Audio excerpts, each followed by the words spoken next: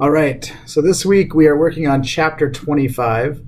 This chapter I think is interesting as we are talking about new imperialism and Western imperialism, which is going to lead us to World War I and through World War I, with some of the ideas of these powers that are building their way up to become world powers.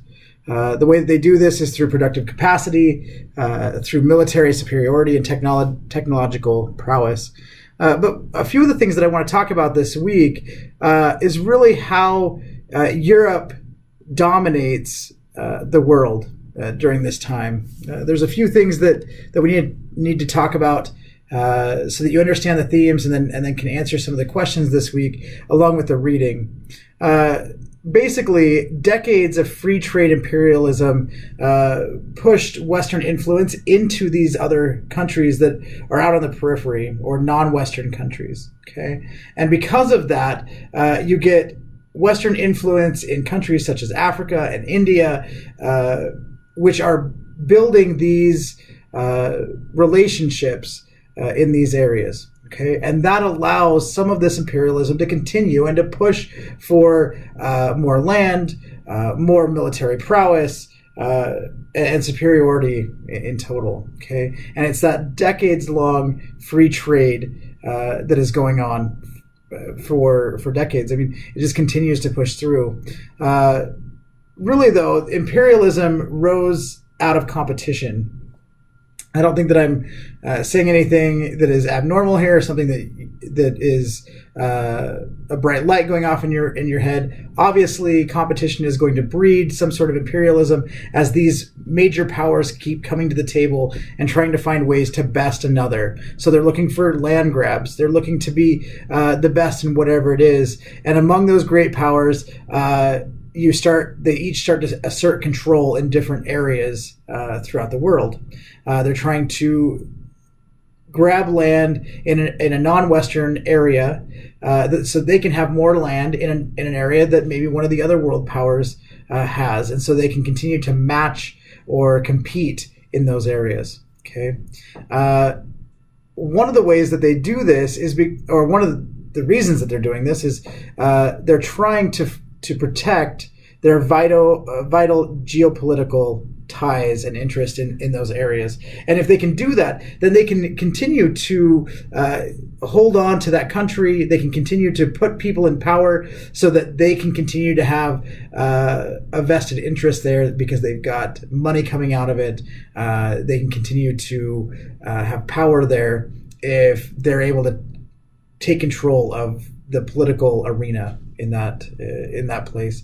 However, in a lot of cases, what this is doing is asserting white superiority over people of color in these other areas, specifically Africa, but it also is happening in India. It's happening all over the world. And so hopefully, as you can see that some of these things are going on and that you can see some of these themes, okay? Tensions are running high, which is what leads to World War I, because these powers are really working against each other, competing for different pieces in the non-Western world. Okay, so let me just state a few things here that's going to help you with Western imperialism and the market for this week's reading as you move through reading this week. Okay, one, Western imperialism had a market. Okay. It continued to flourish and grow because manufacturers and merchants are looking to sell goods in these areas. They're looking to find cheap labor. And so obviously you're going to continue to find people who are pushing for more land and more cheap labor to be able to continue to have a hold on these countries. Okay, so manufacturers and merchants. If I'm thinking of test questions or discussion questions coming up, I would definitely put merchants and manufacturers are a way that Western imperialism had a hold on different markets. Okay.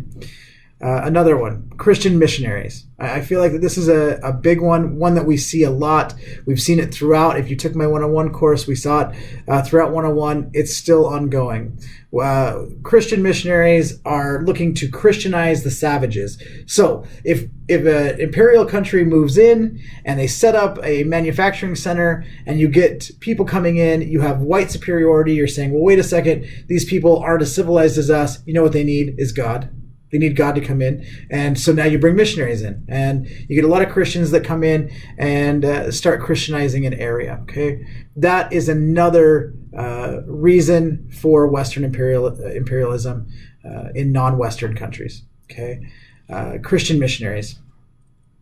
I would not say that scientists are blameless in all of this. Scientists are also pushing countries to move into these other areas as well. They don't have research collaborators in these new countries, and so what they need is the government to go in, and now you've got a base to be able to research.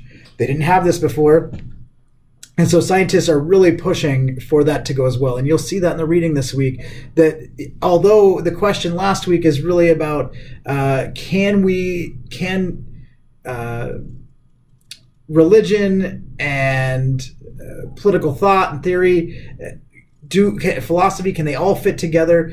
Look, they're I don't know if they can fit together or not, but they're definitely pushing imperialism, both. Okay, Christianity is pushing it, but you also have missionaries and Christianity pushing it as well. So, or scientists pushing it as well. So, scientific thought is pushing these and building networks to research with.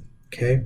The military is another one. Military is looking for professional advancement. And so nobody's pushing back when you send the military in to occupy a country. These guys are looking to be able to move up the ladder and advance professionally. And so this is another way that you can do that. Okay.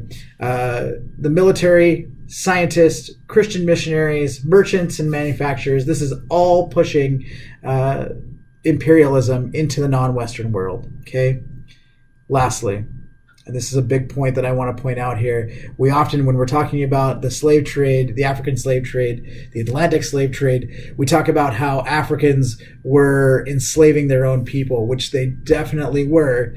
However, slavery in Africa was different than chattel slavery in America. And if you want to know more about that, take my U.S. history course. We talk a lot about chattel slavery and how it's different. But, and this is a point that gets, I think that most historians we have a problem with as we work through this, they are complicit. Non-Westerners are complicit in imperialism, okay? Just because slavery was different in Africa than it was in America doesn't mean that they weren't complicit in selling Africans to these traders. And we get the exact same thing in these non-Western countries. We get a lot of non-Westerners who see opportunity, and so then they continue to push imperialism because it's helping them. It's benefiting them, whether that's financially or through land or however it's beneficial, but they're also pushing it. And I want to make that a point. As you read through this week, you're going to find what historians call go-betweens. You're going to find these go-betweens who found a niche market to be able to be in between and to be able to not necessarily be white, but they're able to fit within this larger structure of imperialism by being this go-between. Okay, so non-Westerners choosing to work with these other, whether it's manufacturers or merchants or missionaries, scientists or the military, they found a niche to be able to do that, and that helps push imperialism just as much as the other things. Without these go-betweens, you wouldn't see imperialism run as smoothly throughout non-Western countries. Okay, so read that chapter this week. I think it's great. I also had a student in this week who talked about maybe a study guide video.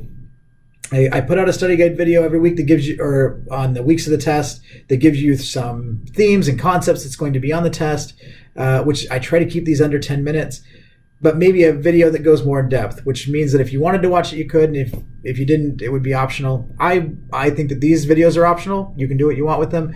But if that's beneficial to you, let me know. And I would be willing to do maybe a 20-minute video similar to what I did in 101 to give you a little bit more in depth of bullet points and things that I'm looking for. However, it seems that most of you are doing pretty well as it is, and so I'm not really worried about that. But if you'd like something like that, let me know, and that's definitely something I could work on. I hope you have a great week. Next week's spring break. I specifically didn't do anything next week, so you've got no reading, no nothing next week.